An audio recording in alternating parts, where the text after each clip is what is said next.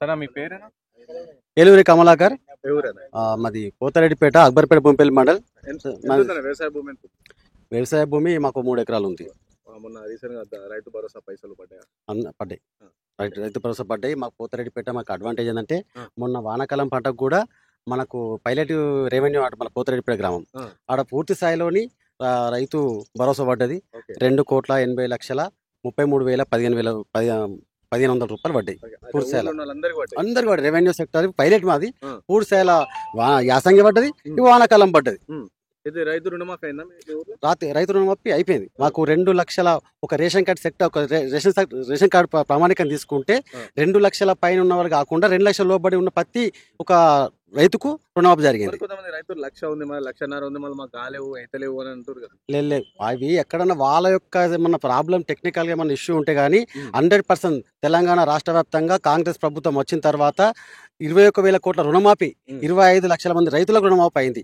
గత ప్రభుత్వంలో 10 ఏళ్ల వాళ్ళు చారానా పేరిట ₹1,00,000 రుణమాఫీ చేసి ఆ ₹1,00,000 రుణమాఫీ కూడా వడ్డీకి సరిపోలేదు. ఇలా ఈ ప్రభుత్వం వచ్చిన తర్వాత వ్యవసాయ రంగానికి పెద్దపీట వేసింది. ఇలా 18 నెలల కాలంలోని వ్యవసాయ రంగానికి 1,04,000 కోట్ల రూపాయలను ఈ ప్రభుత్వం వ్యవసాయ రంగానికి సంక్షేమం కేటాయించింది. గతంలో వాళ్ళు 10 ఏళ్ళు ఉన్నప్పుడు కూడా వాళ్ళు వ్యవసాయ రంగానికి పట్టించుకుని దాఖలు లేవు. రైతులు ఆత్మహత్య చేసుకుంటే పరామర్శించలేదు. ఈ ప్రాంతంలో హరీష్ రావు మంత్రి ఉండే ఈ దుబ్బాక ఈ ప్రాంతంలో కనీసం హరీష్ రావు ఏం చేసిందంటే వరద తుఫాను అని ఆ ప్రాంతాలకు మన ప్రకృతి విపత్తులకు పరామర్శించి నేను రైతు పంట నష్టానికి 10,000 చొప్పున ఇస్తున్నాడు. అది అటే వీకింది. మేము ఇలా మా ప్రభుత్వం వచ్చిన తర్వాత పంట నష్ట రైతులకు కూడా ఆదుకుంటున్నాము. మొన్ననే 2 కోట్ల రిలీజ్ ఈ జిల్లాకు కేటాయించింది ప్రభుత్వం.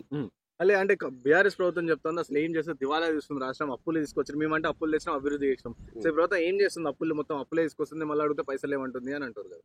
వాళ్ళు టీఆర్ఎస్ ప్రభుత్వం 10 సంవత్సరాల్లో వాళ్ళ అధికారంలో ఉన్నప్పుడు ఈ రాష్ట్రాన్ని మా కాంగ్రెస్ ప్రభుత్వం సోనియా గాంధీ గారు మిగులు బడ్జెట్ 16,000 కోట్ల మిగులు బడ్జెట్ రాష్ట్రాన్ని అప్పగిస్తే వీళ్ళు అప్పుల కుప్పలుగా పేరు చేసి వాళ్ళ స్వలంబన కోసం, వాళ్ళ కుటుంబాల కోసం, వాళ్ళ యొక్క ఆధిపత్యం కోసమే ఈ ప్రాంతాన్ని వాడుకోరు. కానీ ఇక ఏనాడు కూడా అభివృద్ధి జరగలేదు. మేము వచ్చిన తర్వాతనే ఆ రాష్ట్ర ప్రభుత్వం మాకు ఇచ్చిన వాళ్ళు టీఆర్ఎస్ వాళ్ళు 8 లక్షల కోట్ల అప్పుని ఈ రాష్ట్ర ప్రభుత్వానికి అప్పగించారు. అంటే ఒక నెలకు వచ్చేసే వరకే రాష్ట్ర ప్రభుత్వానికి ఆదాయంకు 18,000 కోట్ల ఆదాయం ఉంటుంది. అంటే ఏ ప్రభుత్వంలో కూడా ఏ నాయకుడు కూడా చెప్పలే మా రాష్ట్ర ప్రభుత్వం ఇంత ఆదాయం ఇంత వస్తుందని చెప్తున్నాము. మరి దీనిలో మిత్తి 6,500 కోట్లు మిత్తికే పోతుంది ఈ ప్రభుత్వం. అంటే వాళ్ళు చేసిన అప్పులు కట్టడానికే సరిపోతుంది. వాళ్ళు దివాలా తీసిరు ఈ రాష్ట్రాన్ని, దానిలో ఎలాంటి సందేహం లేదు.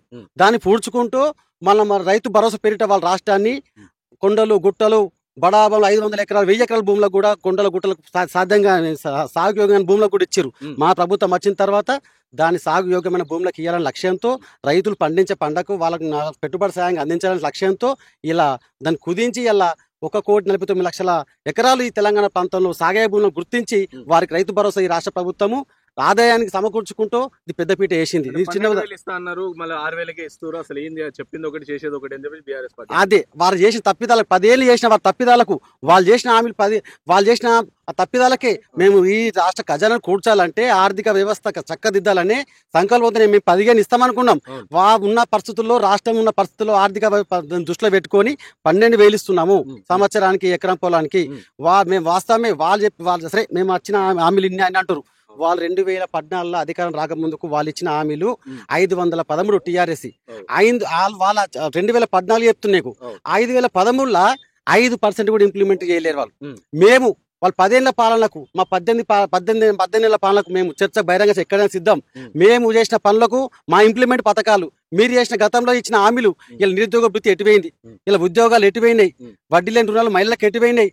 ఇలా చెప్పుకుంటూ పోతే దళిత ముఖ్యమంత్రి దళితులకు 3 ఎకరాలు అన్నాడు.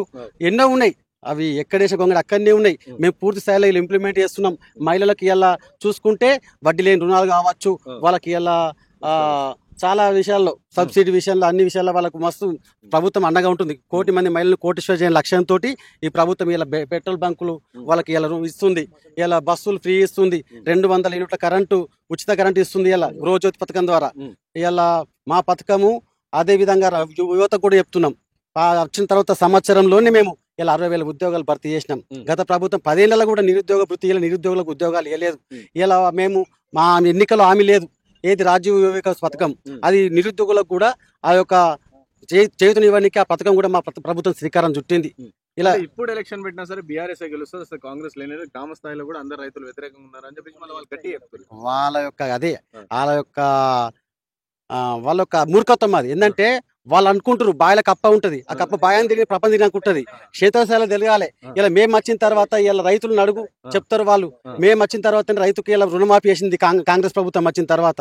వాళ్ళు చారణ ₹1,00,000 రుణమాఫీ చేసారు. ఇలా యువతను అడుగు, ఉద్యోగాలు ఇచ్చినాయి. ఇలా మహిళా గ్రూపులను అడుగు, ఇలా ఇందిరమ్మ ఇండ్లు వస్తున్నాయి. ఇలా సన్న బియ్యం పంపిణీ చేస్తున్నాం. వడ్లకు కొనుగోలు చేస్తూ వడ్లతో పాటు గిట్టుబాటు ధరతో పాటు సన్న వడ్లకి ఇలా 500 బోనస్ ఇస్తున్నాం. ఎక్కడ లేని చరిత్ర మా ప్రభుత్వం ఇస్తుంది.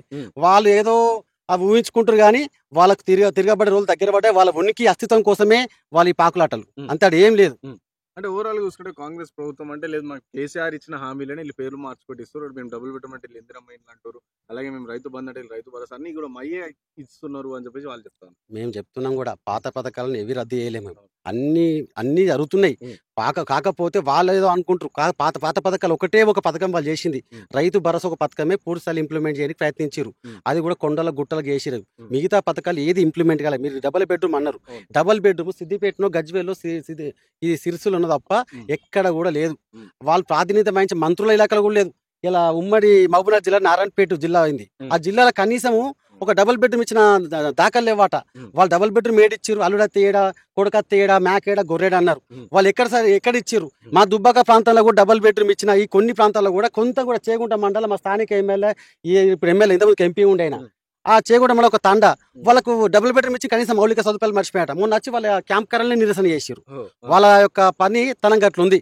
మేము ప్రాపర్ గా ఇలా ఇందిరమ్మ ఇల్లు కూడా నియోజకవర్గానికి 3,500 చొప్పున మేము ఆల్రెడీ శ్రీకారం చుట్టినాము.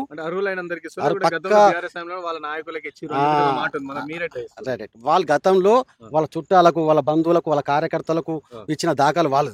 మేము 100% దారిరేఖకు దీవెన ఉన్న కుటుంబాలు, పేద ప్రజలు గుర్తించి దీని ద్వారా మేము ఎన్నిక ఎట్లా అంటే ఆషామాషి కాదు, ప్రభుత్వ ఉద్యోగుల ద్వారా 3 విడతలుగా సర్వే చేసినాం. L1, L2, L3. ఆ సర్వే చేసుకుంటూ పూర్తి స్థాయిలో క్షేత్రస్థాయిలో పరిశీలించి అరువులకే దక్కుతున్నాయి. ఇంట్లో పార్టీ బీటీఎం లేదు. మేము బాజాప్తా టీఆర్ఎస్ కార్యకర్త కుటుంబాలకు ఆ కుటుంబాలకు మేము ఇస్తున్నాం. అది అలాంటి చరిత్ర మా కాంగ్రెస్ పార్టీకే ఉంది. వాళ్ళే పార్టీ కార్యకర్తలకు ఇచ్చే చరిత్ర వాళ్ళది. ఫైనల్ చెప్పండి, లోకల్ బాడీ ఎలక్షన్ ఎట్లుండబోతుంది? అంటే వాళ్ళేమో కంప్లీట్ గా జెడ్పీటీసీలు, ఎంపీటీసీలు మేమే ఇస్తాం, మేము రాదు, ఇంకా అయిపోయింది కాంగ్రెస్ పార్టీ అని వాళ్ళు చెప్తాను. వాళ్ళు అంతే, వాళ్ళు అదే ఆలోచనలు.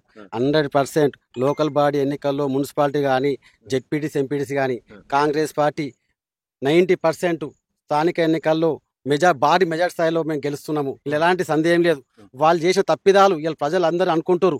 ఇలా ప్రభుత్వం మా కాంగ్రెస్ వచ్చేపాటికి ఇలా ప్రభుత్వ ఉద్యోగాలు చెప్తారు, అయ్యా మాకు నెలకు ఫస్ట్కే మాకు ఉద్యోగం వస్తుందా. వాళ్ళు వస్తే నాకు తెలిసి ఇన్స్టాల్మెంట్గా 3 నెలలకు ఒకసారి ఇద్దరు పరిస్థితి ఉంటుండే. ఇలా పింఛన్లు కావచ్చు, ఇలా పింఛన్లు కూడా ప్రతి మహిళ కూడా అంటారు మంచిగా ప్రభుత్వం వచ్చినాక మార్పు వచ్చింది. మా ఈ స్కూల్ విద్యా వ్యవస్థ చెప్తున్నా, ఇలా స్కూల్ స్టార్ట్ అయినా కూడా బుక్లు ఇచ్చే పరిస్థితి ఉండకపోవాలి ప్రభుత్వంలో. ఇలా స్కూల్ కూడా మేము ప్రభుత్వం బడులు ఓపెన్ కాకముందుకి ఇలా స్కూల్ బడులు కూడా ఓపెన్ పుస్తకాలు పంపిణీ చేసినాం.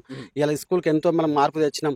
ఇలా 2,50,000 మంది నూతన విద్యార్థులు కొత్తగా చేరు. టాప్ మనం నీళ్ళు బట్టలు ఇస్తున్నాం.